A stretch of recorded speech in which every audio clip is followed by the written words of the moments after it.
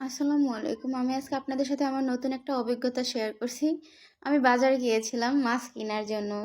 এমনিতে আমি নিজে মাছ কিনি না, বেশিরভাগই বাড়ি থেকে আনাই। তো এখন আনানোর লোক পাচ্ছিলাম না, কি করব? তার জন্য আমি বাজারে গিয়েছিলাম। গিয়ে যেহেতু আমি সব ধরনের মাছ খাই না, আগে শুধু চিংড়ি মাছ আর ইলিশ মাছ পছন্দ করতাম। এখন ওগুলো ডাক্তার খেতে নিষেধ করছে।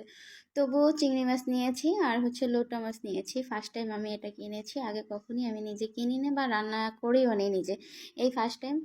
আর সুরমা মাছ নিয়েছিলাম, দেখতে সুন্দর লাগছিল, নিয়ে আসছিলাম। কিন্তু বাসায় আনার পরে দেখি আমাকে, আসলে আমি চিনি না বিধে আমাকে এমন ডস দিছে যে সুরমা মাছগুলো একদমই পচে গেছে, নরম হয়ে গেছে। পরে ওগুলো ফেলে দিতে হয়েছে, কেয়ার করা। দেন আমি চিংড়ি মাছ দিয়ে লোটা মাছ ভুনা করেছি। এরপর লাউ শাক দিয়ে চিংড়ি মাছ রান্না করেছি। কি আর একটা বিষয় যে আমি অনেক অলস, আমার রান্না বান্না করতে একদমই ভালো লাগে না। আগে অনেক করতে, পরে থেকে না কেমন জানি মন চলে বাহির থেকে আনাই খাই, করলে করলাম, না করলে নাই। আসলে যারা